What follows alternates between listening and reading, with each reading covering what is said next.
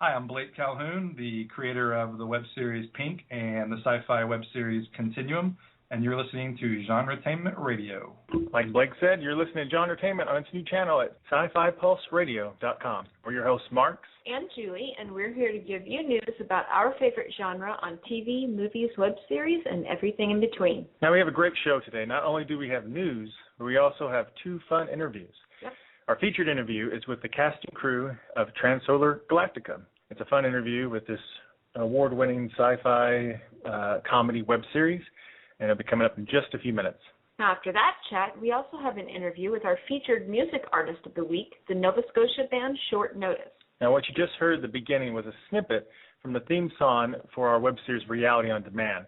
Now, that's a song composed and performed by our friend T. Sean Hardy. You can find our web series at realityondemandseries.com. It just happens that Sean's band, Short Notice, is our featured music artist of the week, but we'll be talking about that later in the show. Now, in a few minutes, we'll be chatting with the cast and crew of Transolar Galactica, but first the news, hot off the virtual presses. First up. Now, the teasers promised there would be a death on Revolution. No! Yeah, and the writers delivered. I don't want to spoil who it was. Just in case someone hasn't seen it yet. But here is what producer Eric Kripke, who we know from creator of Supernatural, said about the death. Now, here's a quote from him with some key pieces removed to keep the identity secret for you guys. Quote, "We decided internally, very early on, that it was important to show that this world had real stakes and was truly dangerous. You're not close to hospitals, paramedics, or help. It was purely a creative decision about giving the world a real charge of danger. As we move forward in this series, we wanted the audience to understand no one is safe, including the main characters." Now, the death was pretty shocking and a little sad, but I can see why they did it. How did you feel about that? It was sad, but yeah, I mean, I like, his reasoning. It sometimes creators set up these worlds and these shows, and they try to convey a sense of real danger and real risk, but because they don't want to risk any of their characters, then it never really comes across. So, creatively speaking, I think it was definitely. I thought it was a good decision. Of course, you hate to see a character that you really like and have gotten to know to actually be gone, but it does raise the stakes. He's right about that. Mm-hmm. So, it kind of makes it a little grittier. So, I don't know. It's pretty good. So Carlin Hughes has even hinted at slowing down since Lost ended in 2010. Now, he went from running that show to run A&E's new Psycho prequel, Bates Motel, and also helping bring The Strain to TV. Now he's bringing a supernatural Western comic to NBC. Love supernatural Western and comic. That sounds cool. Yeah, it's got magic guns and everything. Awesome. Hughes and screenwriter Ryan Condal, hopefully I pronounced that correctly, are adapting the Eisner Award-nominated comic book series, The Sixth Gun, for NBC. Here's the official synopsis of The Sixth Gun comic on the publisher's website. During the darkest days of the Civil War, wicked cutthroats came into possession of 6 pistols of otherworldly power. In time, the sixth gun, the most dangerous of the weapons, vanished. When the gun surfaces in the hands of an innocent girl, dark forces reawaken. Vile men thought long dead set their sights on retrieving the gun and killing the girl. Only Drake Sinclair, a gunfighter with a shadowy past, stands in their way. That's a cool name, Drake Sinclair. That is a good name, Drake Sinclair. So what do you think? Does a Western with magic guns sound like fun? Anytime you have a Western, you have a chance of having fun, especially when you throw in the other stuff. That falls into the category of that would not have been a good time and place in history to live, but it's fun on film and on television and in comics. Yeah, I haven't read the comic book. I have heard of it, though. So, I love Lost, so we'll see how it turns out. Yeah, be interesting. Now, we're also big fans of Brian Fuller's, the mind that brought us Pushing Daisies and soon Hannibal. I really like his work. He's really great. Mm-hmm. His upcoming Monsters reboot has been struggling, and now we have some news on its progress. According to The Hollywood Reporter, NBC plans to air the 2 years in the making pilot for Mockingbird Lane as a Halloween special this month in an effort to recoup the reported, $10 million they spent on it. Oh, ouch. That is. An exact air date has yet to be announced, but the week of Halloween makes the most sense. Now, the rumor was that Fuller butted heads with the studio while putting the Mockingbird pilot together. So this will likely be the end of the proposed series, although who knows, perhaps if critics love it, they'll get it resurrected, might be able to work out the differences. Brian Fuller seems like one of those that he has such a unique voice. Sometimes people may not understand what it is he's trying to do, maybe. I know he got in trouble with Pushing Daisies because they went over budget quite a bit. Oh, yeah. I really liked that show, though. I mean, that was really good. And he did Wonderfalls, too, didn't he? That did not last as long as it should have. That was really fantastic, where the figurines and things would be animated and start talking to her, and cartoon heads. And, yeah, I think he did. Because I think... and that was the actress that showed up on Off the Map, and then that went away. Because I think the character Pushing Daisies was a character based off a character he was going to have in Wonderfalls. Yeah. If I'm correct. No. Are you sure Wonderfalls or Reaper? No, he did both. Yeah. But this was a character that was going to be on Reaper because it was going to be the opposite of her, where she takes people's souls and helps them die, and he was going to bring them back to life. That's right. But yeah, I liked that one too. I mean, that was not Reaper. Oh no, Reaper was a CW show. Dead Like Me. Dead Like Me. Yes. That was a good show as well. So I like his style. I like his vision. So too many Grim Reaper comedies. Well, the thing is, I was never into the monsters, but I can see him doing something with it I might like. So maybe I'll give it a chance. Speaking of Grim Reapers, for you TV fans that love to read more stories about your favorite shows in comic book format, you'll be happy to learn that Dynamite has announced a new license with NBC to publish a new Grim comic book series set to premiere in 2013. Here's what the executive producers of the show had to say. It's a quote from them. The opportunity to delve even deeper into the Grimm universe is an exciting prospect, one we hope fans of the show and comic books in general will equally enjoy. The medium will allow the story to go places we never could within the constraints of a television production. It's pretty cool. Yeah, I mean, you think about it, it's not like you have to worry about creating a set or doing any special effects. So, yeah. No, they can. I would love to see his mother come back. I really liked her, or show like in the past his aunt, because she was really. We've talked about how much. We know that would be an excellent comic book, if like a prequel story, like they did Supernatural. With his mom and aunt. Yeah, because there's a big story there. That sounds really interesting to me. They're so young, learning their Reaper abilities, and who knows what happened. Yeah. Grim abilities. And maybe show some of the blue spot guy Monroe too. And I don't know. They've really created a pretty rich environment there to play with. So they have, and that show. It had its ups and downs. It started out a little. It wasn't one of my favorites when it started, but it really I thought grew after the pilot. Yeah, and this has been a pretty strong season so far. Yeah. They have a great cast, which really helps, and a great look that they're really using that whole Portland look to it. I think that really helps enhance the feel of the show. Mm-hmm. It does. So. Moving on, a few months ago, many Joss Whedon fans, Weeknight, is that what we're calling? Weeknights, yeah. We're thrilled to learn that his web musical, Dr. Horrible's sing-along blog, would be airing on network TV. Now, the cult hit debuted on the CW. While hopes were high, ratings turned out to be very low. That's a shame. Yeah. I liked it. I didn't realize it was on when it was, but I watched most of it, so. Yeah, the show was created during the 2008 writer's strike. Now, the Whedon musical comedy starred How I Met Your Mother's Neil Patrick Harris, Castello's Nathan Fillion, The Big Bang Theory's Simon Helberg, and web series celeb Felicia Day. Now, it was a bona fide hit on the internet, for sure. But despite that, it didn't do so well in the ratings on TV. Now, airing in the 9 p.m. Eastern time slot, the show managed only 570,000 viewers. 570,000. Yeah, finishing in last place with only half the viewers of the second least watched show of the night, which was the CW's Heart of Dixie, which pulled in about 1.2 million viewers.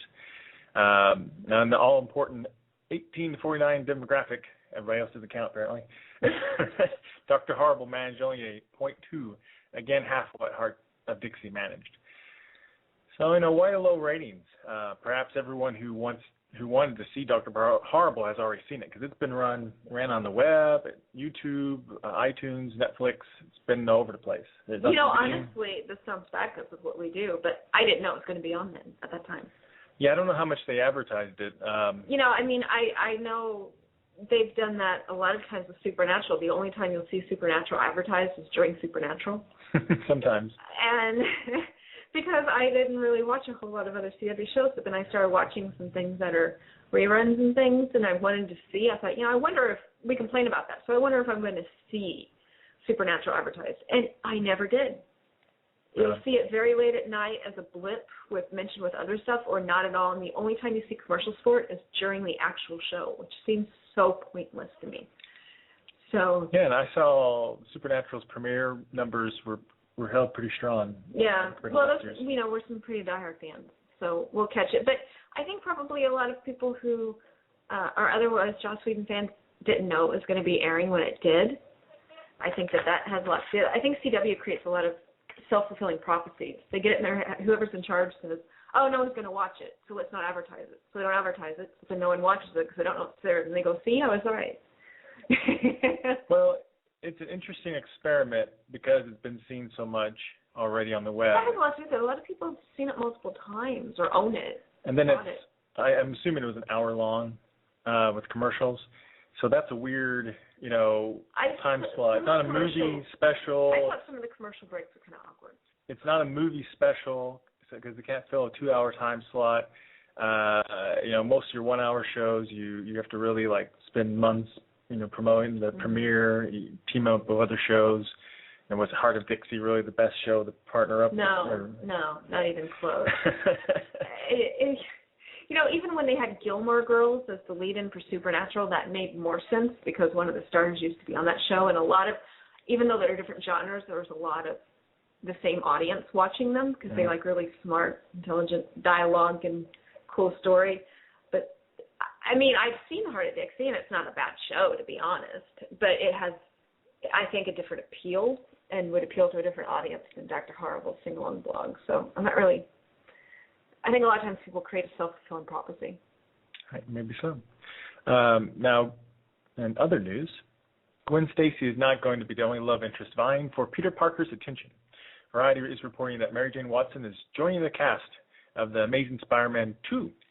Still haven't seen the first one yet.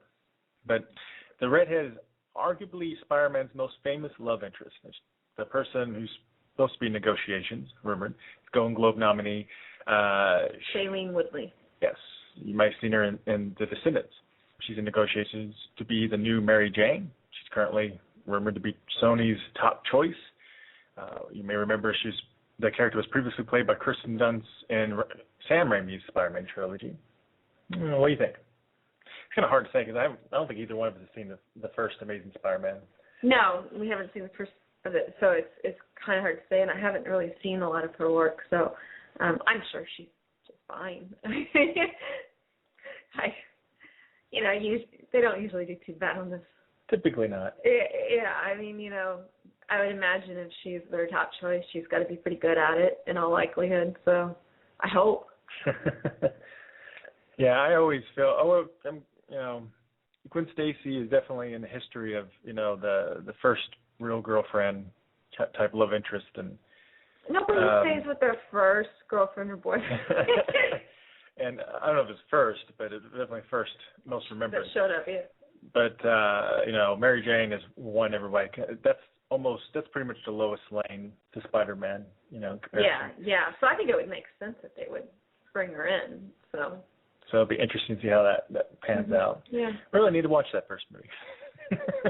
It just didn't really it just seemed like the last Spider-Man trilogy was just it just happened. Yesterday, yeah. I don't understand the need to reboot something right after. I guess to hold on to the license, but. Well, that's why, yeah. That's why. But it's like doing a reboot of something that's only been gone for 2 years seems kind of pointless. So it's unique. It's a weird situation. It's a record for reboots for Hollywood. Are our attention spans getting so short that we now have to do remakes and reboots within a couple of years or so? Oh, yeah, for sure. I'm sorry, what were we talking about? I don't know. Who are you? Yeah, I don't know why it just hit me, but Doctor Who's like the ultimate reboot. The character reboots every few years. Oh, yeah. You lose somebody, you get someone else. It's great. It was brilliant. Brilliant marketing. Well, enough of us chit-chatting about the news.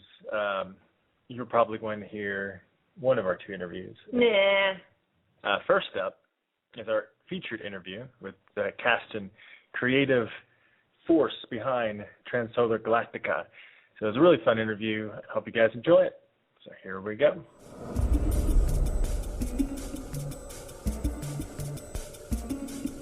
You're listening to GenreTainment, and today we are talking to the cast and crew of Transolar Galactica. Can each of you introduce yourselves and the role behind the camera and the character you play in front of the camera? Why would anyone want to do that? Fight fire with fire, right, number one? Reggie. My name is Reggie, bitch. Oh, that's cute. Did you pick it out yourself? Shut your mouth.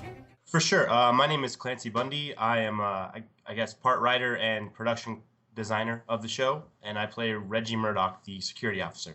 I am Adam Harum. I am the writer, director, editor, visual effects guy, and I play Samson. My name's Adam Boyd. I am one of the producers on the show, and I play Petty Officer McCall.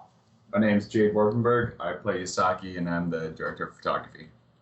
Okay, great. And just so people can get to know a little bit about the show, what's the show about?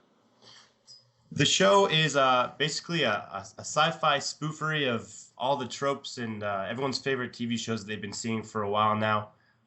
We make fun of everything from popular sci-fi movies, television shows, to kind of obscure video games and comic books. We just kind of tackle the entire sci-fi genre, and whatever makes us kind of like squint a little bit and act a little skeptical, we try to make fun of that in our show. So Called a deconstructionist, I guess we're called on occasion. We take those little pieces in movies, sci-fi shows, and that kind of thing, things that most people kind of overlook, but we like to kind of point that out and make fun of it.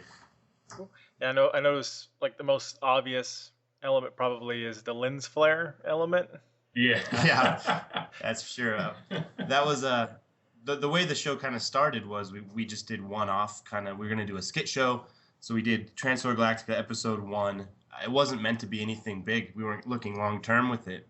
So, yeah, we lens flared the crap out of it. We just got done watching the new Star Trek movie. We're like, man, and like the Mass Effect video games, and it was just every light in the universe seemed to be pointing right at the camera. So it needed to be addressed. Okay. So we started on one episode. We kind of popped it out there, and it got a really, really good kind of response from everybody.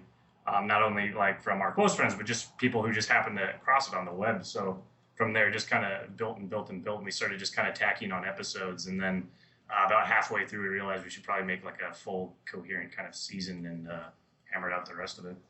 Yeah, I noticed when you watch the shows, they're all self-contained pretty much. I mean, there's reoccurring characters, but I've noticed a trend where like a lot of people die each episode and then they come back. Yeah, like we said, the original concept of the show, we were really, it was we were really going to just shoot as a sketch that would be in a group of other sketches, and we'll kind of build a sketch comedy show. But the Transolar Galactica first episode really caught on, and we felt like, well, there's enough material out there. There's plenty of other things in the sci-fi genre that are quirky that we could spoof. So it became, the guys wrote a second episode, and we shot that. It got even better reviews, and at that point we were kind of locked into the structure of the show too. Yeah. Like, we already died in episode 1. Why not Continue that train. Yeah, we'll figure out how to wrap that up when we maybe do a second season, which is where we're at now. And it kind of became like a kind of a fan game too, to figure out who was going to die during what episode, if they were all going to go, or if it was like one or two of the crew members. Let's talk a little bit about each of your characters. Murdock, now you have an accent your character does, but it changes a lot, doesn't it? That like us dying, was something we were always baffled by. Like, why do these people have accents in space? I mean, they've been living in closed metal tubes and in the vacuum of space. Why would they have regional dialects? And so we decided to throw an Australian one, like a really poorly rendered Australian one on.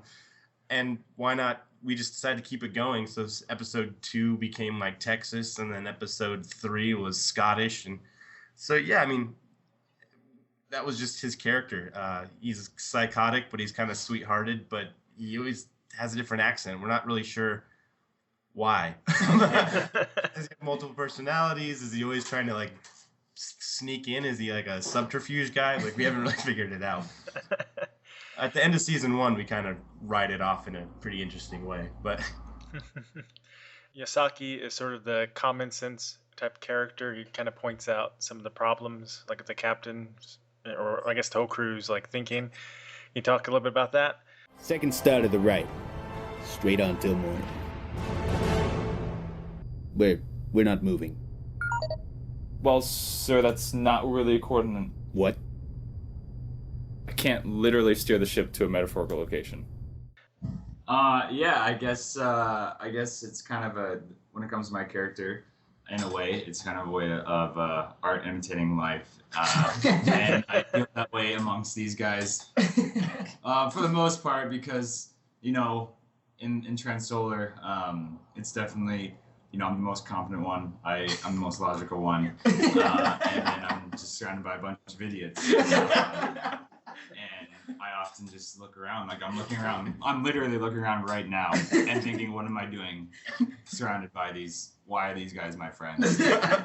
So yeah, that's it. That's kind of my character, I guess. It's pretty funny watching the show happen to Jade because he doesn't Jade watches FIFA when it's free time. I watch soccer, Clancy. I don't watch FIFA. See, this is the best example right here. I'm saying I watch FIFA. He plays FIFA. I play FIFA. I watch soccer. Anyway, that's how. Yeah, the series happens to Jade because he doesn't get a lot of the jokes we even write. Because he watches our episodes after we're done, and he's still told me to this day, like, I still don't get most of what I'm talking about. Like, when I'm watching back through the entire season, I maybe laughed like twice. And Samson, now you kind of picked up like some psychic abilities, or at least played with that you didn't have originally. Is that right? See, I never knew I was a psychic. yes, it's kind of a similar fashion to like Clancy's accent changing every episode. Even though we die every episode, my Samson's ability to become a psychic suddenly starts to reoccur. We keep like making references back to episodes, even though they died in them, that kind of thing. It's always fun. Like originally in the first episode, I'm a very small part, and it was fun playing the part. But like I'm behind the camera, like I'm directing these guys and writing a lot of the episodes. I never really intended to be so involved, but as it went along, it just not only was it fun, but it was fun to play with that character. I mean, this whole psychic, sci-fi / psychic like thing that always comes into play is really funny, and I think there's a lot of jokes to be made about that. Yeah, it opens up a whole new, like, we could start riffing on Jedis, we can start riffing on Mass Effect, yeah. Psychic powers. Like, we're really excited to just really expand. And again, with the second season, we're gonna explain a lot of this stuff that we've just kind of hinted at in the first season. Great. And then McCall is the engineer, so you play around with some of those engineering jokes, like in one episode about, it's going to take me, I can't remember if it was 3 days or 3 weeks, but, the captain wanted it in 3 minutes. You talked a little bit about McCall? Our left engine is completely torn off, so if I had to make any estimations, 3 weeks? Well, you got 3 minutes. I feel McCall's a fun character. Really, I think that's when I got pulled into the show. It was, when I'm standing next to these guys, I'm kind of a man among giants. I'm not a tall person by any means, that's even. And I got a young face, so I think they were kind of like, oh yeah, we need somebody to play kind of like this, this young kid to be kind of the engineering bay whipping boy, and he's kind of a fun character because he seems to be really competent and know what's needed, but is never given the resources or the time to do it. So he's just and he gladly, accepts the challenge. He's just happy to get one meal a day, I guess. He's like the ultimate. He's like a fanboy plus Oliver Twist in space, and that's kind of like how we wrote him. He's seeking approval all the time, and I imagine every time the comm link goes down, he just cherishes the fact that the captain even bothered to speak to him, even though he was yelled at. But it helps him sleep at night in his little hammock he has in the engineering bay. So. Each of you act and also do things behind the camera. Were you all actors beforehand, or have some of you been drafted into it because of just necessity? It's kind of across the board on that one. The one universal thing that ties us all together is we all went to film school together at Eastern Washington University. And just the nature of the film program there, you know, you're doing everything. You're writing, you're directing projects, you're acting in other classmates' projects. So we're all a little bit versatile in that.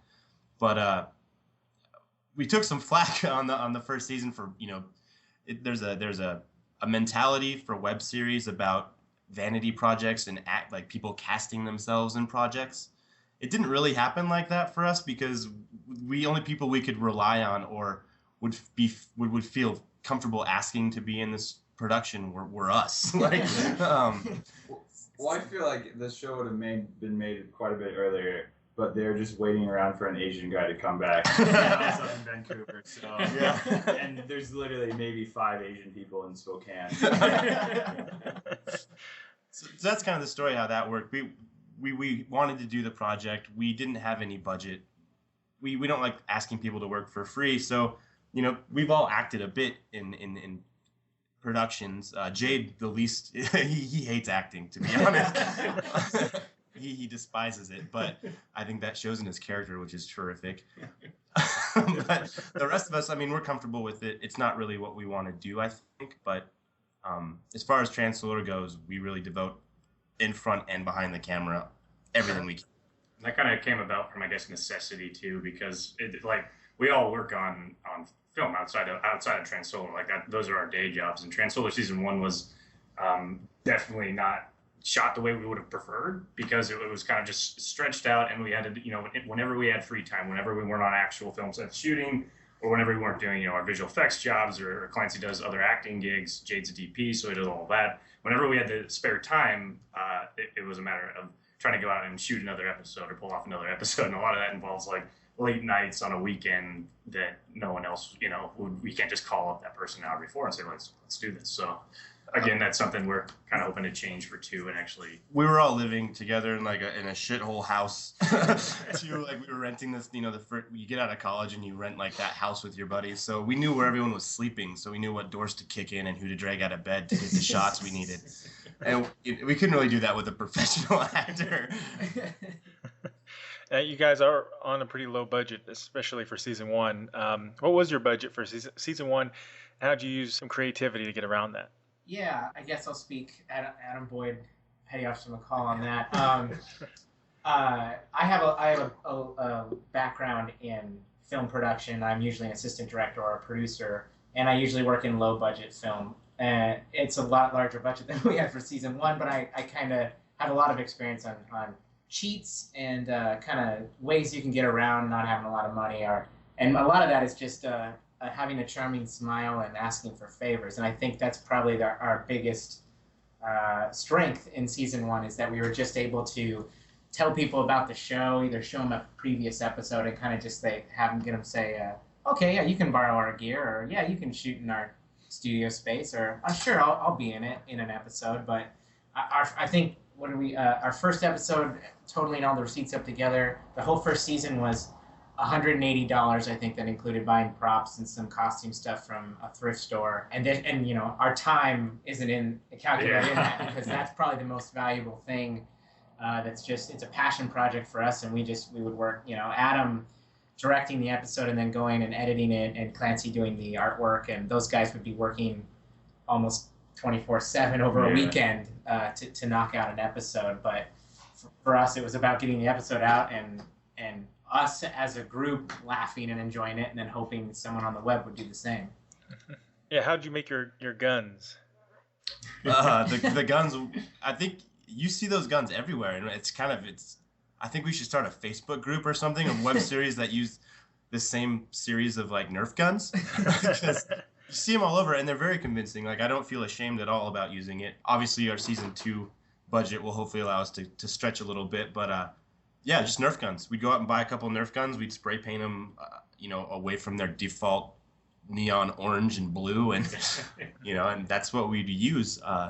We'd augment them in post with, like, Adam would put sights, like do that whole digital Mass Effect thing. The Mass Effect thing. The guns collapse in a bizarre way. Yeah. Pop back open. So we do stuff like that to cut costs. Costumes, like Adam saying, that we literally just found stuff. We did character sketches of who we wanted to be in the next episode, or who was a brand new character to explore, and then we just kind of look and see what we had in our closets. Like, I think the only real wardrobe piece we bought was a lab coat for the nurse. And then, of course, the fake blood, which we got our use out of. Yeah, we used plenty of that. quite a bit. And you use a lot of green screen too. Can you tell us a little bit about that process? Well, I think about 85 to 90% of season 1 was on green screen, which I think I'm going to let Jade talk about, because for season 1 and the budget we had, it was a necessity and we made the best we could with it. I think we had a fantastic time and really established the look. But season 2 is going to be a little differently because we don't have those green screens anymore. Jade? We don't have those green screens anymore, and I think that the one episode that we did shoot on location, episode 7, was kind of at least a rough start as to what we want to do for season 2. I think that the issue that that wasn't an issue, but like we just need to open up the environment, and shooting on green screen only allows you to do so much, especially at the budget we're at. So we're trying to go away from that, and season 2 has about 80 to 85% of it, out in the real world, and it's just nice not only for me as a DP, but for the actors and crew to kind of not be stuck in a green screen environment, because it can get pretty tiring pretty quickly, and for post it's much more difficult. Yeah, it's a lot of work in post. I did. Me and Clancy kind of tag team green screens in season 1, and as far as like I do all the compositing and like touch ups, and Clancy would create the artwork. So pretty much everything is just completely created from scratch on the green screen. And it was a matter of me and him kind of tag teaming it and packing. Cool. Now, you guys mentioned season 2. Now you guys have started a Kickstarter campaign. Can you tell us a little bit about what's your goal for that Kickstarter campaign, and how's it going so far, and what's some of your incentives? Well, first off, the first thing I want to say about our Kickstarter is thank you to everyone who's already contributed. We're blown away by the success we're having so far. We're a third of our way to a goal, and we still have like 24 days left, which is fantastic. Season 2, we're asking for 30,000, which is the baseline, and that's because we're basically starting from scratch. The move from green screen to a practical location, and set decking. Locking down a studio. Like if we do have to shoot green screen, we don't have this access to the studio that we used to have access to anymore. So now it's a matter of kind of locking that down. We're basically trying to make a real show this time around. Where the first season was great and fun on the green screen, this time we're gonna need a better lighting and grit package. We're gonna need set deck, which is going to be a huge thing. We want to make the universe of Transolar to feel real and full, and so we're going to need a little bit of help to do that this season. And so our goal is 30,000. With any luck or a miracle, we might even get a little beyond that. The more we go beyond that, just the better it's going to be. We've said in our Kickstarter video and on our page that that our Kickstarter, all our funds we make, it's not going to our salaries or some sort of Transolar Galactica crew team building adventure in Las Vegas. It's all going on the screen. It's all going to the show. For us, again, our time is going to be for free because we really want to see this get made. The fans have proven to us that they love it just as much as we do, and so in that we're offering all sorts of cool stuff. HD downloads of both seasons for everybody once we finish the second season. That includes all the bonus features, behind the scenes stuff we're going to be doing, and anything else. We've got a cool little project that Clancy's been working on with some other artists he knows. We're putting together an 18-month Reggie Murdock clone calendar. So it's established in the first season and even further in the second that there's actually more Reggie Murdock familia running around. And I got artists from all across DeviantArt, all my friends that are, pretty good. We're throwing together this amazing, I don't know whether to call it a coffee table book or a calendar, because it's going to have some really crazy cool artwork. And 18 months, each character is a different month. Each month is with a different artist. So that'll be pretty fun. Some of these characters have been seen before. Other ones are completely new. So that's just one of the incentive goals. I believe that's a lower tier one too, because we really want people to enjoy it. It's not too much to produce. So yeah, that's a really cool piece of season 2 that you can have right there. T-shirts. We actually are giving access, trying to get people in the show. We have a really cool way of getting. I mean, by the nature of the show, you know, with the pop-up screens and the digital effects and all that cool stuff, we can get people in the show without actually having them travel to us. Yeah, or flight things and all that kind of stuff. So we have a couple instances that we weren't even thinking about when we wrote season 2, but we need extras to be senators, to be clones, to be psychics, to be, you know, all these other characters that are kind of filling in the background. And so we made those incentive markers. So I don't know, not sure logistically how we're really going to pull it off yet, but it's going to be basically screen time for pretty cheap. I mean, yeah, I mean, if fans want to be a part of the show, it's just the best opportunity to do it because we'll make it fun and we'll give them a cool little role in it, and it helps us, you know, fund the second season. So. Now, season 2, will each episode be standalone like they are now, or are you going to play with that a little bit more? And how many episodes do you expect to make? That is a good question about the number of episodes. We are actually going away from the death every episode. That was great for season 1 because it's a really fun way to kind of share the show. Is each episode you can pretty much come into having no knowledge and get into it and see it plays out beginning to end. And the joke with the show is that each episode is basically that climactic moment of the rest of the episode you didn't get to see. Yeah, you're right there in the climax, like right when the action happens. So for 2, what we're actually doing is we're creating a continuous piece. Like it's basically when it's played end to end is going to be just this awesome, what we're hoping to be this feature film. So you can actually watch from beginning to end, and the stakes are higher because someone dies in season 2, they're gone, they're dead. Yeah.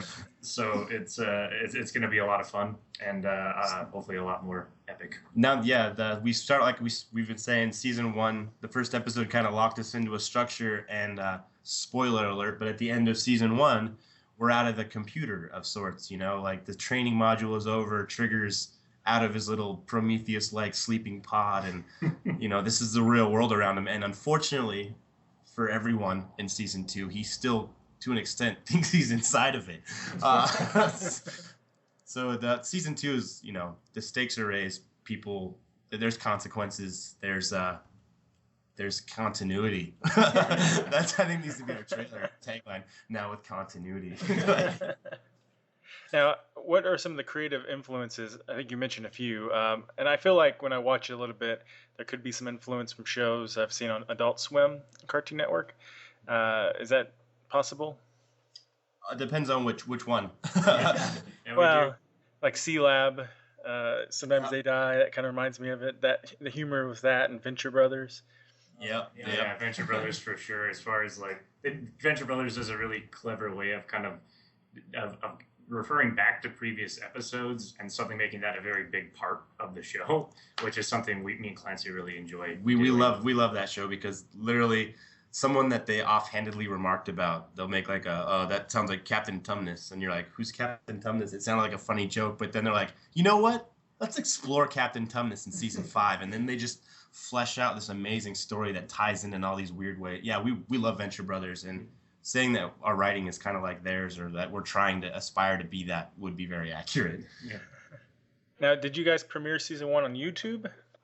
Yes, I believe we did. I think that was just it. It was just originally we did the first 5 episodes just randomly, periodically, and then about episode 5 we were approached by Zombie Orpheus Entertainment over in Seattle, and they host a lot of web shows, and they came to us and said that they liked our stuff and they'd like to put us online on their site, and we said that'd be great. We've gotten a lot of their fans are amazing, and their content's great, and we looked back and we said, okay, so now if we're going to actually legitimately release season 1, we've pulled down all first 5 episodes and then we re-released them, keeping in mind that we had to finish up the back end 5 to complete a whole season of 10 episodes, and then it was just a matter of every 2 weeks from beginning to end.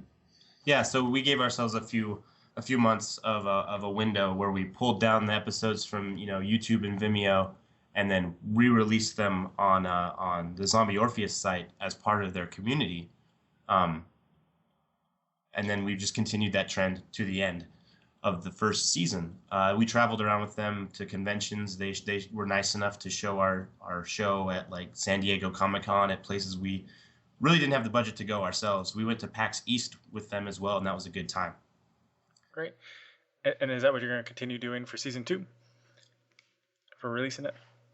Yeah, I think the distribution plan right now, we'll have to see when, fingers crossed, the Kickstarter succeeds and comes through.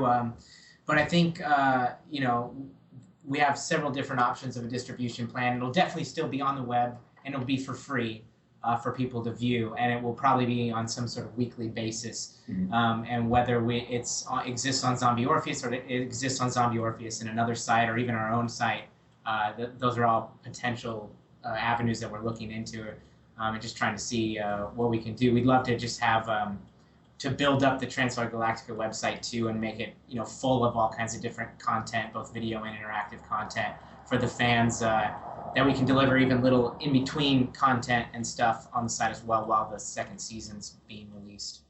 Cool. So when you guys first started up Transolar Galactica, what made you decide to make it a web series versus like a short film or a feature film, or even try to do like a traditional TV pilot? What was the decision, the thought process behind that?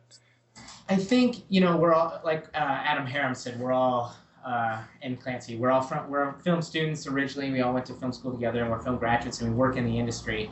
And, there's something about web series, and I think it's probably one of the more valuable things, is that you have such an easier opportunity to connect with a large audience.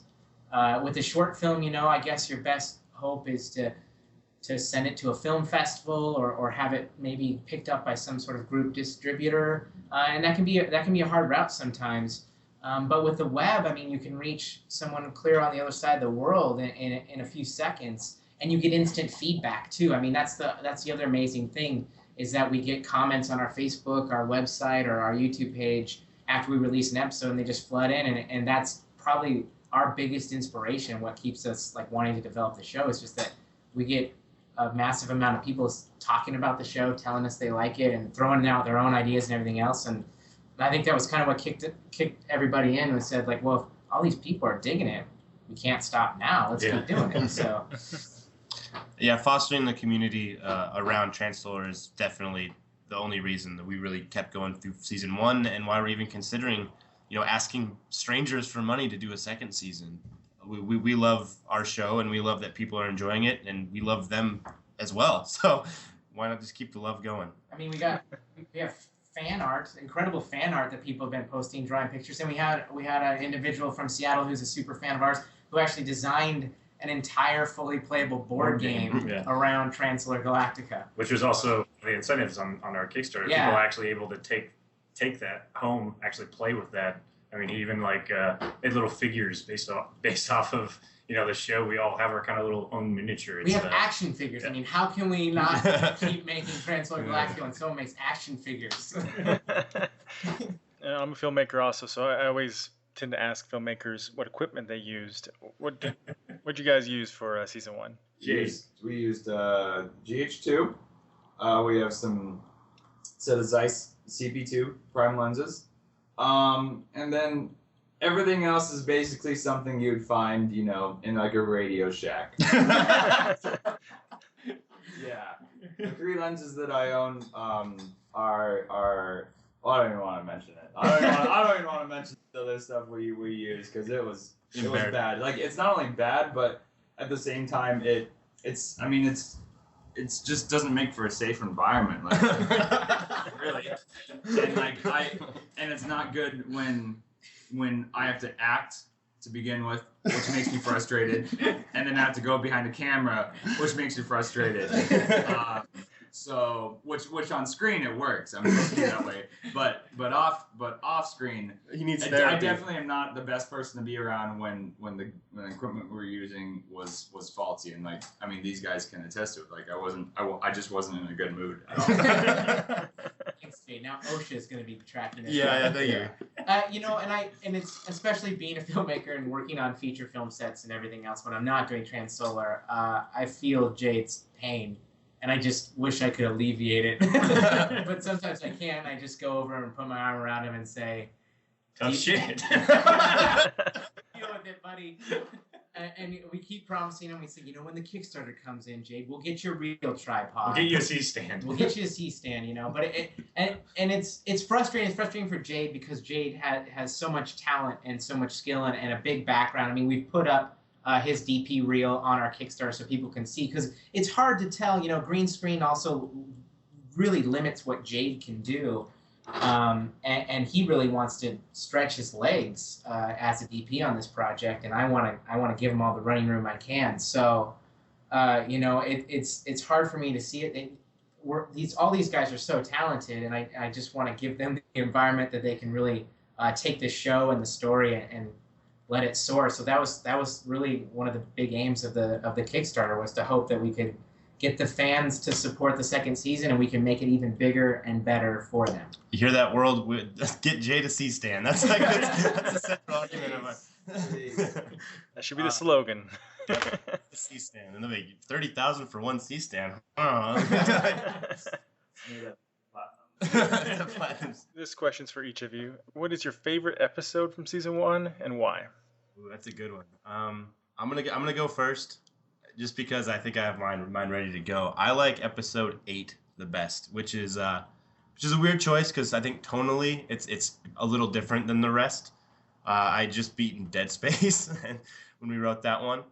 I think it does a really good job of spoofing Event Horizon and Aliens and all those creepy little girl movies. So I think it really hit the nail on the head in that regard.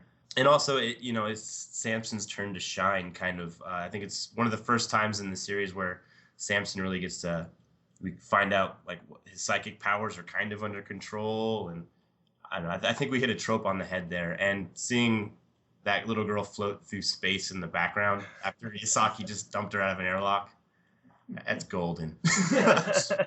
Blowing up my own head in post was a lot of fun too.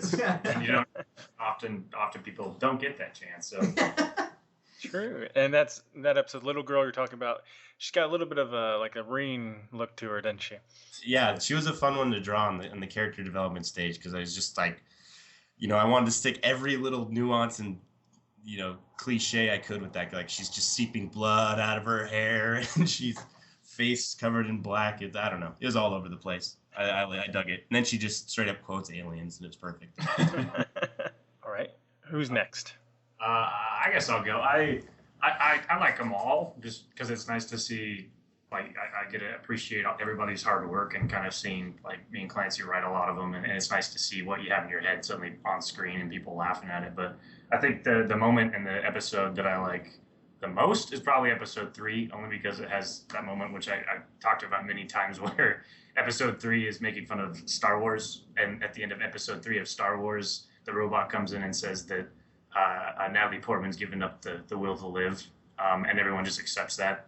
So in the episode, the robot comes out and says that Samson's lost the will to live, even though he's like just been shot in the chest, and he's screaming at everybody to help him. And of course, everybody but Yasaki accepts that, oh yeah, he's gonna die. The robot told us he's given up the will to live. So overall, just a really fun episode. And then there's the moment at the end where Reggie takes Samson and drags him away, and they have that cliche, like, action movie ending where where he takes them out to go get one last look before he dies, and there's a part where he shoots him and kills him terribly, and shoots him 7 times. And I like it because every time we show that in front of people, that's usually we get the biggest reaction, because people, like, I make all the visual effects, and I numb to the violence and kind of excessive, hilarious violence. And when we show that in front of people, everybody just, like, either really, really laughs or kind of freaks out. And that's always just great when that happens. And so that moment is why I like that episode. Great. Okay, who's next? I think actually at the end of a public screening we did one time, a little old woman came up to Adam Harum and was like, or it was Clancy, and it was like, why did you have to shoot him so many times? And I don't know, I didn't write the episode. And she's like, he probably could have done with like one bullet. Like one probably would have done the job. And I was like, God, you're right, efficient old lady.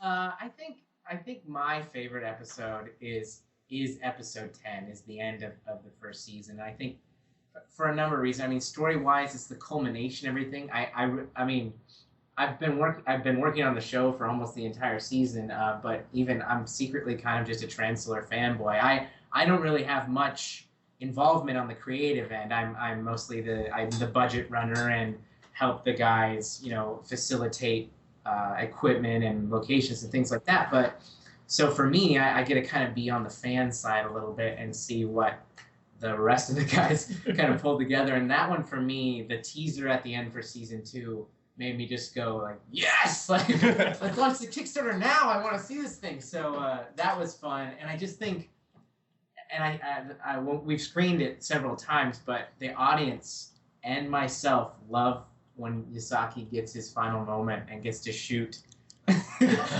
Captain Trigger in the head. And of course, if you watch the first season and kind of see the teaser for season 2, you realize he was robbed of actually taking Trigger's life. But just getting that moment and feeling Yasaki's frustration through the whole season and seeing him finally just, you know, snap. Everybody cheered. The first time we premiered that episode was in front of a big audience, and like everyone just like, finally! Yes. Watched 10 episodes of this stupid captain getting everyone murdered, and finally someone just tells him no and shoots him. It was pretty cathartic. I think mine is episode 6 because I actually got to watch that in one of our local theaters, and it was the only episode when that was the first time I've ever seen it. Like normally I kind of like just check in on Adam, see how he's doing, see if he's still, see if he's still alive and stuff like that. But like, I was, from both the practical sense and with Adam doing all the visual effects, like it was pretty mind blowing. Like I was extremely impressed with the work that he did, and it was just one of the I think that was my favorite episode. Yeah, we really stretched our legs on the on integrating practical effects, lighting effects, and then blending them with the post-production side of things in episode 6. So, you know, would be Jade, we need some flickering lights on Captain's face when everything's going haywire after the EMP blows up. And he's like, oh wait, just let me, you know, get my flicker box. Oh wait a second, we don't. Pull the cord in and out of the friggin' wall. So yeah, I mean, it wasn't great safety-wise, but visually it turned out really good. I like that episode 6 actually is the big one that actually pokes fun at Battlestar Galactica, which is hilarious because we make references and make fun of that show, but it's more about the political side. We never really like actually take an episode to make fun of it, except for episode 6, and it's a joke on the whole. That's why they're called Cobras or whatever. They're a joke on those. They're the Vipers or whatever in Battlestar, making fun of their flight rules and stuff. Okay. Yeah, it was really cool whenever you guys had because they lose power on those ships and are stuck, and then you have the flickering light on their face and play of shadows combined with, you know, the virtual set. It was very cool. Let's talk about some like broader things about web series. For sure, we love that. So what do you think, now that you've made a web series, you're working on season 2, and you're really entrenched in the web series community, what do you think the future of web series is? I think web series are starting to really gain a foot in filmmaking, and kind of beginning the distribution model starting to go a little bit that way. I mean, you're starting to see a lot more folks from the studio side or Hollywood getting involved. Maybe not on a large scale level, but there's some actors and things that are coming away and now starting to direct their own web series and things.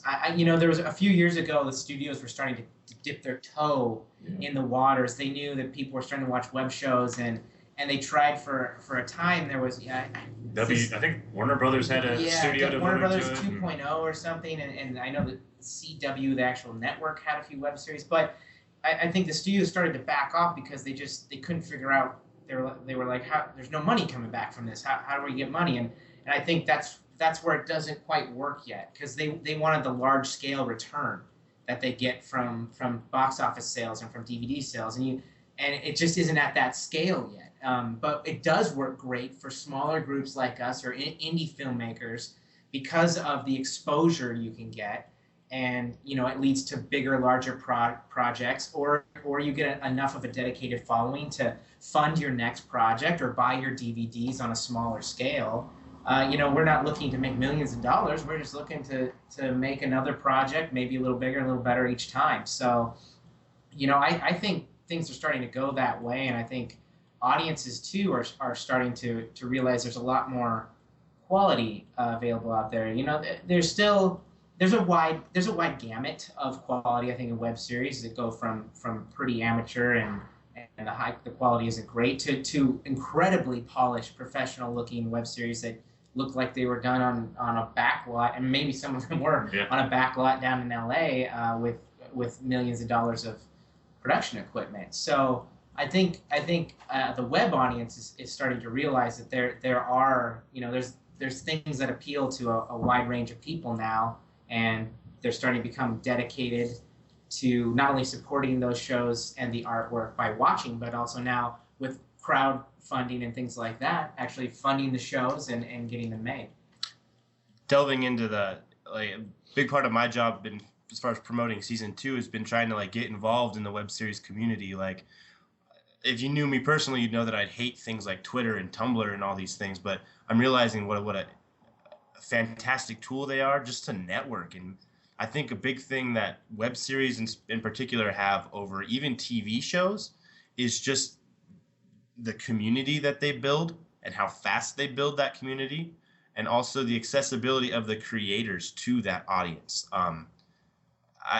I've never worked on a big television show, but I'd imagine that if you have a web series that has a passionate fan base, you're building your content for them. You're not shooting in the dark guessing what they're after. You're not making a pilot and pitching it and hoping that it finds an audience. You're developing one as you create, which is amazing. And it's been a lot of fun meeting, fans on the Twitter account, on the Facebook pages. And I think an awesome part is just the interactivity you have with your own fan base and other web series creators. I mean, the people at Zombie Orpheus, we've seen a lot of shows come to creation. We're working on a couple of them. Glitch, Standard Action. We've met some people who just put together a really great World War II dinosaur Kickstarter campaign. That's going to be really, really fun. So just meeting this whole community, and it's really a supportive network. That's my favorite part. I'm going to go cry now. World War II dinosaur. That sounds interesting right there. You don't see that often.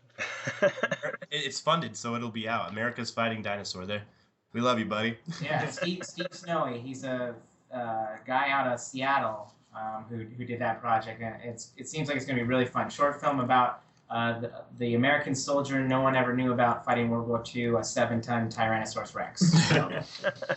Now that you've made a web series, and you got season 2 on the way, what tips could you tell people? Because a lot of people who are probably listening to this, or at least a good chunk of them, are filmmakers that are probably thinking about making a web series, or maybe they're starting to make web series. What kind of tips would you give them to do and not to do that you've learned? The huge thing I think for me is finding your people, I guess. You need a group, we wouldn't have been able to do this on our own. We all wear a lot of hats, but we all rely on each other so much, and it's about making those connections and finding people that you work best with, people you can stay out late and get angry and just tear each other apart, and then the next day you get back together and be fine and work and create something for people. And I think the greatest advantage we had is just working well together and being able to all support each other and find our roles that we do. So right off the bat, you want to get started, you gotta make sure you have the right people around you. I would say just do it. I know that sounds probably pretty simplistic, but I mean, I think Nike's coming after you, actually. Well, it's just I think a lot of, especially young filmmakers, guys out of film school, or people who've always wanted to get into filmmaking but are like, oh, I don't know if I could put it together. I mean, look what we're accomplishing with, as Jade says, dangerous techniques and faulty equipment, and and I guess that ties in a little bit with what Adam was saying too. If you find the right people who are all interested in the right thing and are supportive, I mean, there's no reason you can't put together a show or a series or a short film or something and show it to the world on the internet. And and again, with the instant feedback, you might get feedback that isn't super supportive, but the other parts of my advice would be, take the feedback with a grain of salt, but also consider it. If you're looking for an audience to enjoy your work as much as you do, listen to what's being said and know how to choose what's constructive and what's not, and try and let it make you a better filmmaker and a better artist. And yeah. I mean, the internet's huge, right? Yeah. Right. I mean, it's pretty sure. If it's not huge, it's at least pretty big. So I mean, I wouldn't be afraid to try, fail. I mean, the internet's big enough that you can make something that is just god awful. You learn from it, come back and make something else. The whole experience, and there's enough of a community out there. You don't need to feel scared about what you have at your disposal, as long as you have a passion for it and you have good content. Spend the time in the writing booth, making sure what you're putting out there is original to some extent and fun, engaging, entertaining. That's the biggest thing. And you guys have won some awards, right? If I'm not mistaken. I think. Yeah. Adam actually keeps track of all that stuff too. We try not to pay attention to it. Yeah, we've had some public screenings around the Northwest in our community, and then we've actually had Transolar screen at a few larger film festivals as well. And probably the biggest accolade or group accolades we got was from LA Webfest, which is, I think, was in its third year this year, and it's going into its fourth year. But it's a huge, like a 2 or 3 day festival down in Los Angeles that is strictly dedicated to web series from all over the world, anywhere from comedies and dramas to documentaries and to educational web series programming. I mean, they run the gamut, and they bring filmmakers from all over the country. I mean, a lot of the web series film festivals and other award shows that are around are LA centric, but this one really tries to draw on all over. In fact, the winners from the festival go and play at a web festival in France after that. So it's really got a big global network and following, and we were given outstanding overall series, outstanding visual effects, ensemble cast, and cinematography. Jade. So yeah, we got several awards from that one, and that was kind of nice to get all that recognition from a web audience and from a group of other fellow web series creators and people in that world. So. All right, that's fantastic. Yeah, I saw that the other day. I didn't realize that you guys had won that. Did you guys attend LA Webfest, or how's that work with LA Webfest? Oh no, we didn't get to go. Actually, I think we were at another Transolar event. Me and Boyd were at a different Transolar event, and then Clancy and Jade were actually at PAX. Yeah, Clancy and Jade were actually at PAX East. We were over in Boston. Yeah, in Boston. Eating some lobster. Show, so we unfortunately couldn't go, but I was having some clam chowder. But yeah, it was great, and the other thing about the LA Webfest is they're really responsive, and they were talking to us the whole time. They let us know that the show was received well. They sent us our physical awards, and we took pictures with those, and it was fun. All right, well, can you tease us with anything for season 2? Yeah, I can. We will. Give us 1 second to just kind of look each other in the eyes real quick and see what we want to get rid of. I think you should decide. Tell them how it all ends. It all ends in tears. Season 2 pitches Trigger against one of his own, a more capable captain. Your favorite characters will be tested against newcomers and old enemies alike. If you'll notice, one of our incentives is Yasaki's flask from season 2. So Yasaki's got some demons he's got to deal with. And I think we could say, the overall plot is that the galaxy, and if not the universe, is in grave peril. And it's up to the crew of Transolar Galactica to help. There will be a force that is unlike anything the universe has encountered, and it will detract and distract the universe from the Locust UGCA civil war. So there's a greater enemy. There's a greater enemy out there. Yes. And it's not just Trigger in his bombastic ways. Although they certainly don't help. Awesome. Well, is there anything else you'd like to add? I would just like to say thanks again. Yeah, thanks for having us. Well, you're welcome. Fantastic to chat about the show. Yeah. where can they find you at? Easiest place to find our stuff is transolargalactica.com. From there, they can get onto our Facebook, which is very active. We're always posting updates about our Kickstarter, the show, everything on our Facebook. They can find us on YouTube as well. But if they go to transolargalactica.com, it will open the doors to everywhere else. Yeah, there's character bios from everyone in Season 1 and a complete episode list inside of there with embedded players.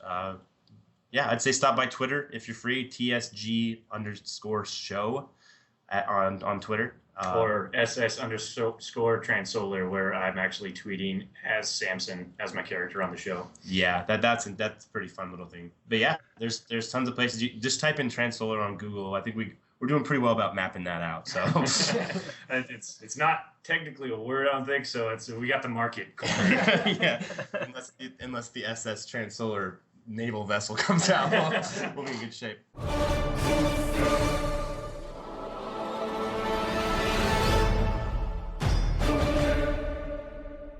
Well, thank you to the cast and crew of Transolar Galactica for agreeing to the interview, and here's hoping for Season 2 and even many more years. Don't forget to check out their Kickstarter page. And if you like the show, please consider contributing. Now let's go to our second interview. We have a new featured music artist of the week. And this week, it is the Nova Scotia band Short Notice. Now, Tuesday you heard their song on our show, Dirt Road was the name of the song. And we were going to speak with the majority of the band, but offline real life kind of got in the way. So we were fortunate enough, though, to speak with their lead singer, Sean Hardy.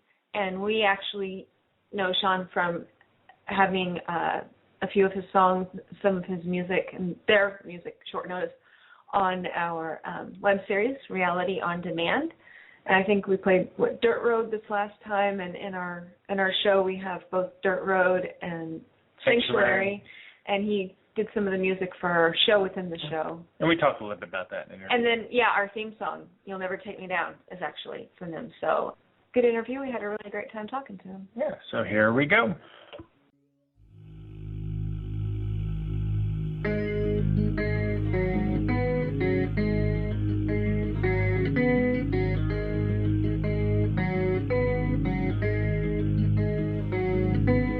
God created Adam, God created Eve, God created paradise for them to never leave. God gave his conditions, they did not obey. Cast out for eternity, a heavy price to pay. It's been so long, I need sanctuary. It's been so long, I need sanctuary.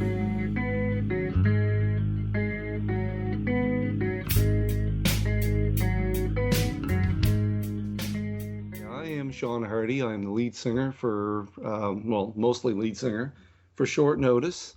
I play lead guitar, rhythm guitar, and basically do a lot of the writing. That's about it. Okay. Well, how long has Short Notice been around, and how did they get started? Short Notice was around quite a while. Well, actually, probably about maybe 3 or 4 years before I joined. But I've been playing with the bass player long before Short Notice was together. So probably they started up probably about 97 or something like that. Mm-hmm. And I joined about, actually it was 87. I think it was. Wow. I don't know. Wow. I don't know. It was so long ago. But anyways, I joined probably about 3 or 4 years after Short Notice was established. Yeah, we've been kicking around now as this lineup probably for about since 2001, I think it was. Oh, wow. That sounds great. So can you explain to everyone a little bit about where you are, and do you primarily have local gigs? Are you more on online radio? Just kind of explain a little bit about your band. Well, basically, we pretty well play all over Nova Scotia. We're in Nova Scotia, Canada. And, we basically play all over Nova Scotia, pretty much. And we got 3 CDs out. We had two of them that had a couple songs that reached #1 on some local radio stations. That was kind of cool. So basically, yeah, we went. Well, we got a website, and we're all over the internet, and of course with you guys too. And I guess that's basically it. No, that's great. That's great. And what style of music is Short Notice? Short Notice is basically almost everything. We've never restricted ourselves to just one type of music. It's if you listen to the first song and you don't really like it, chances are you might like the next song, or even the next one after that. Because I mean, you'll hear like a soft rock tune, and then you'll hear something that's more country, and then Celtic, and then heavy, right? Mm-hmm. So it's all over the place. Now, a couple of the songs that we're featuring for your band this week is Dirt Road and Sanctuary. Mm-hmm. Can you tell us a little bit about those two songs? Sanctuary I can talk more about because that came from me, basically. I wrote that probably about, that must have been a good 15 years ago. I came up with that idea. And basically what I used to do, I don't do it much anymore, but what I used to do back in the day when they had the whole cassette thing, and most people don't really even know what a cassette is. We do, don't worry. But it's funny because I used to every time I had a song idea, I'd put like just probably maybe 20 seconds on a cassette tape. And I apologize for my voice because I'm just getting over this cold and everything. No, you sound great. Oh, thanks. You're supposed to go because you were up late seeing it. Yeah. That's right. Yeah, that's it. Yeah. But basically what I used to do is I used to put about maybe 20 seconds of a song idea on a cassette tape. And I used to do that until the cassette tape was full. And at one point I ended up with probably about close to 30 90-minute cassette tapes full of song ideas. Oh, wow. And and then you go back to it later on, and when you listen to it, you can sort of tell a little bit better, like whether it's like a good idea or a bad idea, because it's almost like it didn't come from you, right? It's almost like it's like brand spanking new to you, right? Mm-hmm. So when we were recording for that album, I remember going back and listening to stuff, and I heard Sanctuary, and I thought, wow, this is something I could really sink my teeth into. I'm going to take it to the guys, and of course I did, and they loved it, and then they put their brand on it a little bit, and basically the rest is history. Now, can you tell us a little bit about how you got into music, and also about your background, and also how Short Notice actually came together? Music is something that's always been a part of me. It's I can't remember a time where I never wanted to be a musician. I mean, I got recordings of me when I was 6 years old of songs that I wrote like back then, and it's always been one thing. I remember going to school and them telling me, it's like, they say, what do you want to be when you grow up? And I'd say, well, I want to be a singer. And they'd say, okay, that's good for a part-time thing, but what do you really want to be? It's like, what do you do you want to be a plumber? Do you want to be a lawyer? It's like, no, I want to be a musician. They're like, no, you don't understand. You can't do that for a living. And that's what I was told my whole entire life. But I've always known that this is what I want to be. I was in my first band when I was 10 years old. I was playing drums in my second band when I was 14. I was playing guitar when I was 16. And I've rarely had a time where I wasn't playing in a band since I was 10 years old. Wow. And writing songs. It's been, and then like I said earlier about Short Notice, it's basically they had a gig in the city. They wanted to break into the city because they were playing out here a lot. And they had a guitar player that couldn't make the gig. Their very first time in the city, they had this guitar player that couldn't make the gig. And so they asked me, they showed up one night and they said, can you learn 40 songs in 1 week? So I looked at him, I said, yeah, sure, not a problem. And they're like, where are we playing? They said, oh, only in the city at the biggest bar in Halifax. I'm like, oh, okay, yeah, sure. No pressure or anything, right? No pressure, but I did that, and after that, they approached me and said that, look, we really liked the fact that you did this so quick. We liked how you played. We liked the fact that you stuck in an extra harmony, because I harmonized with the lead singer at the time. Almost everything he sung, I was putting those harmonies in there, and he really liked that. So they made the offer to me, and I was playing with a different band at the time, and it's okay, do I stay with the band that I'm with and try to get something going, or do I jump into short notice and start playing in the city right away and be on rotation and make good money at it, right? Mm-hmm. It was a no-brainer. Of course, my wife had to talk me into it a little bit too.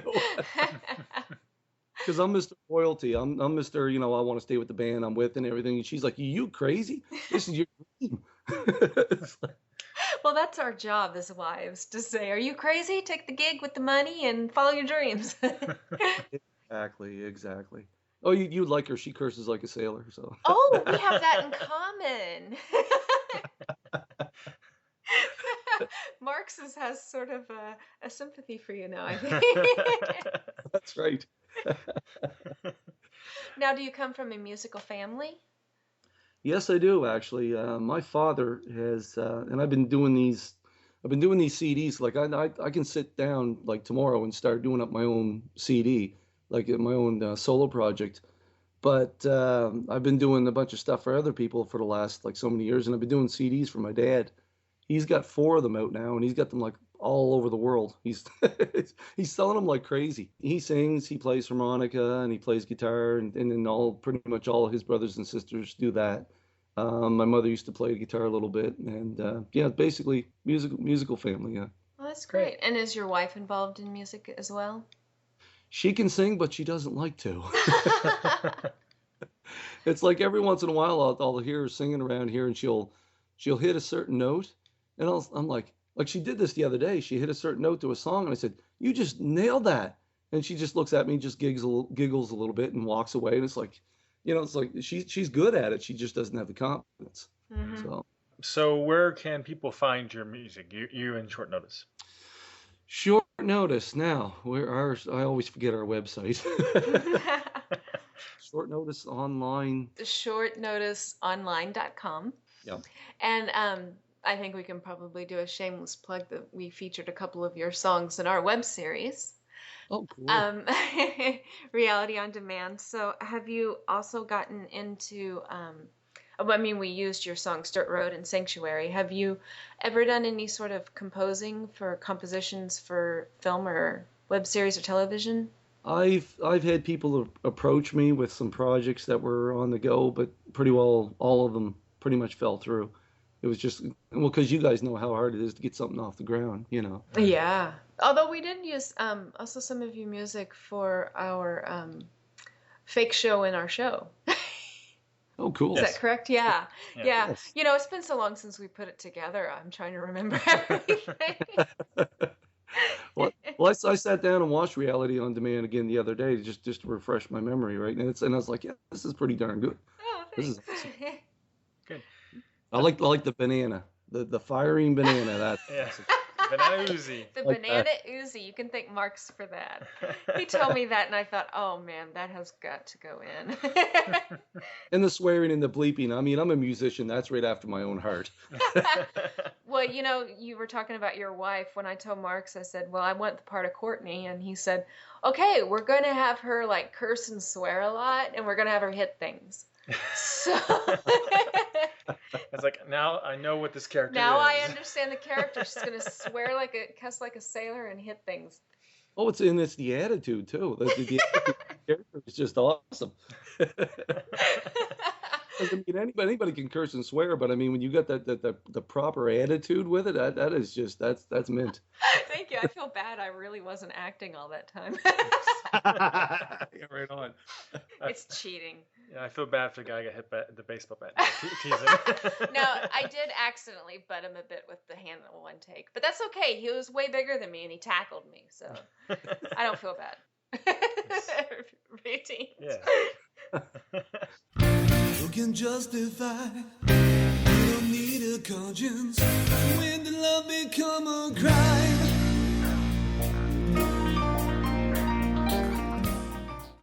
Kind of writing close to the 80s, because I find hooks and songs there were so many of them in the 80s.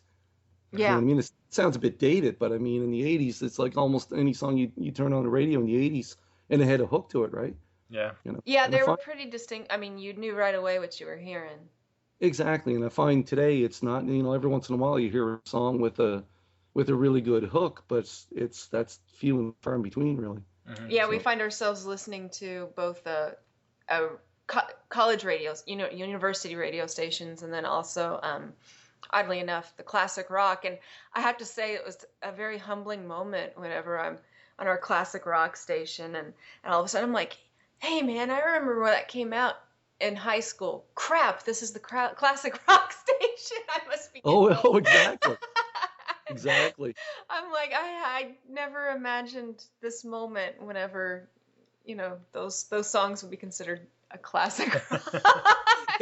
Exactly. You're like, that only came out 10 years ago. That's not classic. And start having conversations with people for whom Kurt Cobain's always been dead, which is just depressing. Yeah, that is depressing. I remember the day he died. That was depressing. And then you realize that, oh my gosh, this person we're dealing with has never known him when he was alive. Well, I'll tell you, we were talking about the cassette thing earlier. It's like I went into, I don't know if you guys got them over there, but it's called the Future Shop. It's like they sell like all electronics. Yeah, they had them when we lived in Vancouver. Oh, like a Best Buy. Best Buy. They're all owned by the same people. But yeah, I went in the Future Shop there not too long ago, and I thought, something, I got all these cassette tapes. I want to transfer them over to digital. I want to have all, because I'll get stuff on cassette tapes that you can never replace, right? So I went in, and I went over to electronics, and I went over to where they'd have like a cassette player that's hooks up USB and goes in your computer, and so you can transfer it over. And I looked at the young fella, and I said, he goes, "Can I help you?" I said, "Yeah." I said, "I'm looking for something." He said, "What are you looking for?" I said, "Do you have anything that's like that plays a cassette tape, goes through USB, and hooks up to your computer?" I said, "So I can put all my stuff off of cassette tapes." I said, and put them on my PC. He looks me square in the eye, and you know what he said? He said, "What's a cassette tape?" You're kidding me! Oh! Wow. I had no idea anyone would not know that. Well, he was about 18 or 19 years old, and I don't know. Apparently, he's never heard of a cassette tape, and I felt like very old at that point. Yeah, and then try to explain to him a floppy disk, I guess. Yeah, or a record, 45. If you're like me, I still swear some things sound better on vinyl. Oh yes, very much. I'm like just listening to some of, not just even the classic rock, but the old jazz and blues greats just doesn't quite sound the same, I think, on digital.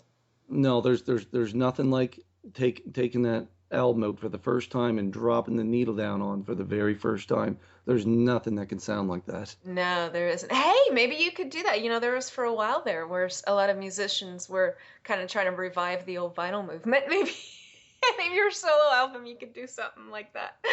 Yeah, that's probably what I will do. If you do, can we please have an autographed copy?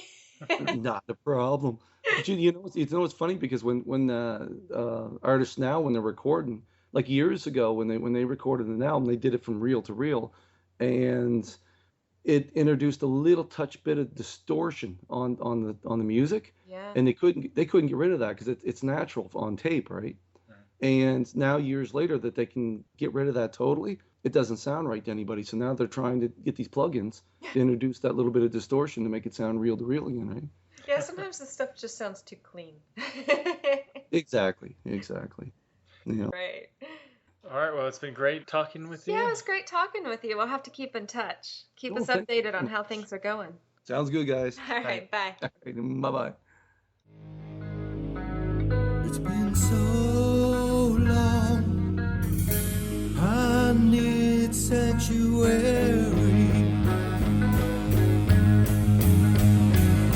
It's been so long, I need so long, I need so long, farewell.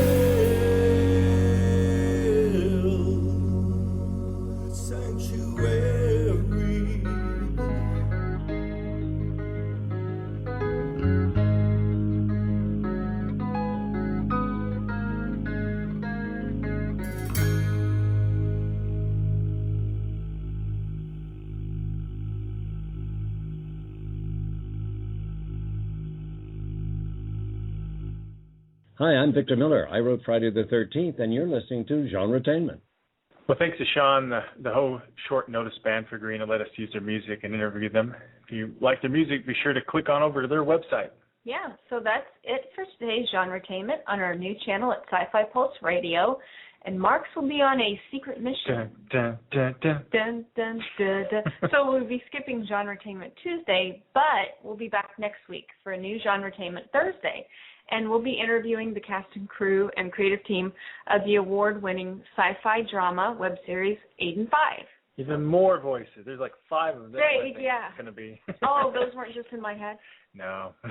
It gets very confusing. It'll be a great interview. And plus a new featured music artist, too. So you don't want to miss that.